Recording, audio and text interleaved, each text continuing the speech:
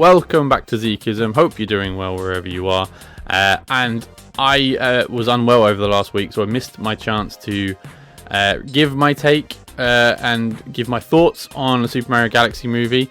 I have made it out to cinemas. I have seen it. I saw it in plush IMAX, so the best way to watch especially an animated film in that setting. And I also took my little one as well. So I think I've got the full spectrum of what I could say, and the advantage, I guess, or the unexpected benefit of, not seeing it day and date is I've had to sit back, and witness the reaction or overreaction in some cases to the Mario Galaxy movie. And I'm not going to spoil anything, or try not to spoil anything for anyone who does want to see it, but I will give you my takes now then.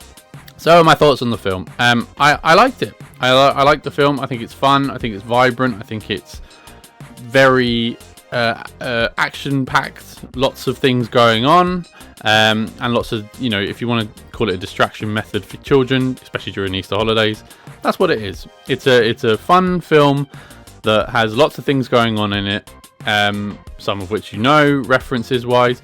I don't know how much grown-ups are going to get out of it unless you're a Nintendo fan. That would be my only caveat, but other than that, I really like the film. I think, despite what critics say, I think there are some character moments in there that are pretty key. Bowser Jr. and Bowser comes to mind. Peach and Rosalina, I think of as well. There's actually not so much. Luigi really had little to do in this one, to be fair.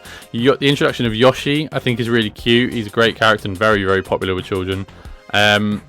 So yeah, I think there are moments and there are characters that they introduce to the world, who I won't spoil, but they're in the film as well. You've probably seen them in the marketing anyway, and they open up a completely different possibility. So long story short, I think it is a really, really fun film. Is it 10 out of 10? No, it's not a 10 out of 10 film, but I think it is a good, fun film. Is it as good as the first one? Well, here's the thing. I think the first film was a lot more narratively satisfying. Like when it crescendos at the end, especially the moments in the first film where the brotherly relationships being explored, when they're children, and then at the end where they unite, that really gets me. It gets me emotionally. So I think there wasn't any of those in this film. So I think, such as what the critics are saying, the script, or the more so the story of the first one was a lot better, a lot more tighter, a lot more narratively satisfying. This one, however, is more throw fun things at the wall and see what happens. And so there is merits to that. There are drawbacks with that, obviously, but overall, I think that's what the film is. People cynically saying it's just a toy company trying to sell toys to kids. Yes, that's what it is. That's been done since day dot when it comes to movies. The toy companies used to run the kids' films division in the 80s and the 90s. That's all that they made. And for, let's be honest, those are the sort of nostalgic things that people are harking back to now, wanting sort of self-referential and other takes. I think one of the examples given is that how great the Lego movie is in comparison to it, which is done. We'll dovetail into the critical response now. The Lego movie worked for the audience it was going for. Yes, it was made for children, but it actually was made for adults more so than children. Children could just play along with the fun things. Or Toy Story, for example, which is just it's a really smartly written animated film about things, whilst the toys are the ones doing it, and there's parallels to it.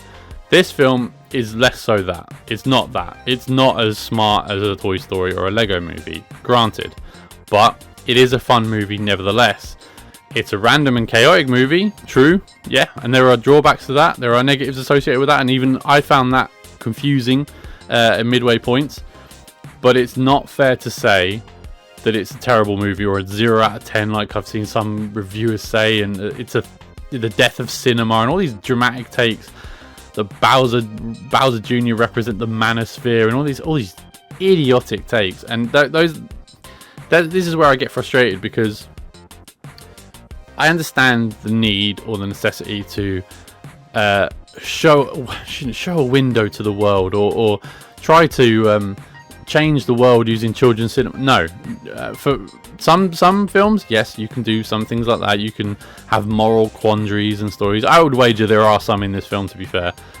But to say that every children's entertainment needs to be the same, every children's entertainment needs to be politically motivated, agenda driven, I completely fundamentally disagree with. In fact, I would wager you need more films and entertainment like this, which is made just to entertain children. I mean, that's what it is. It's made to entertain children, and children nowadays, for me, aren't getting entertained enough. They're being radicalized more, and it's a shame, because I think their childhoods are being ruined by kidulting, if you like, because they want to see the stories they want to be told in kids' entertainment. You think, well, we didn't have that growing up. That's not fair to put on children nowadays, to sort of have them, talk about, I don't know what you want to put, racial issues, social agendered issues. There's a place for that, don't get me wrong, but to make sure that children's entertainment is doing that is not fair. The Barbie movie, for example, was not made for me as a target audience, as a near 40-year-old man. It was made not for me. It was made for a female audience. That's fine. That's, I knew that going in. I knew, I watched the Barbie movie and got something out of it, but it wasn't made for me. In the same way, this film is made for children and Nintendo fans. It's not made for the general audience or a mainstream audience, if you like.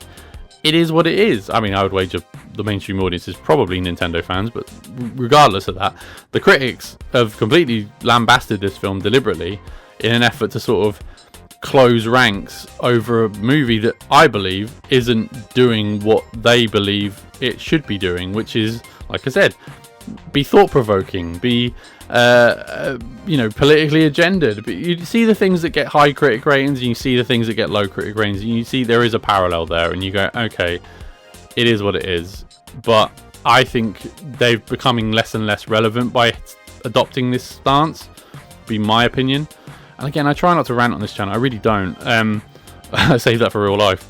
But it's these kind of things that frustrate me, and I think these are one of the reasons I set up this channel as a folly, was because I felt there was so much overt negativity online about things like this movie. There was so much negativity online and sort of in media about the way the world works, about entertainment predominantly, and you just think, well, the key word in entertainment is entertain, and not enough of it is made to entertain anymore. And it's becoming a bit, I mean, look, you can see the response of cinemas. I mean, this film is going to potentially not save cinemas, but certainly give them a leg up. And to target this movie as they have done previously with Marvel films or DC films or Star Wars films that haven't been, I mean, there's not many Star Wars films that haven't been politically agendered, but that are not made to entertain audiences anymore. That's where you're losing the rag. That's where you're losing the plot. And I think there is a place in this world for, telling stories about agendered issues. There are the places in this world for telling people, Oscar bait movies, if you want to call them that. The ones that tell you about the way the world works and the real life stories. We don't have to insert them into all entertainment, and we certainly don't have to insert them into all entertainment aimed at children. Would be my moral quandary or overall take of this. To summarize, I think it's a really fun movie. It's a random movie for sure. I think if you want some sort of cliff notes or some homework to do, I would play the Mario Galaxy game, which I had never played before until this week. It does fill in some of the gaps of the narrative. I'm like, oh, I know what they're doing here because I've played the game. I hadn't played the game when I watched the film, and that made a lot more sense afterwards. Other than that, I think it's a fun movie. If you know the characters of Mario and Luigi and Peach and Yoshi and all that, you'll understand at least 50 to 60% of what's going on. It is what it is. But I think it's a fun movie. I think it's a great movie for kids to watch during the Easter holidays, which we're currently still in the tail end of. And I think it's a thumbs up from me if you wanted one in terms of that. I don't think it's as great as the first movie, but that's just personal. That's just me. But at the same time, I think you know, it's a fine movie. It's certainly not a 0 out of 10 or destroying cinema or whatever else that idiot from the Times was trying to get at.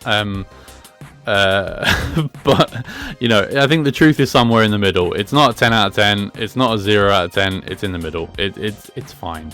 And as a Mario fan, I dug it. I like it. It was good. Anyway, those are my thoughts. Let me know what you think in the comment section below. It's nice to be back. You can probably tell my voice is just about holding up at the moment. I'm hoping to get some lemon and honey and stuff and fully recover it, and then regale you with more of my voice. But yeah, thank you very much for watching, listening. Please leave us a like or subscribe on the channel, and I'll speak to you next time. Thank you so much. Bye bye.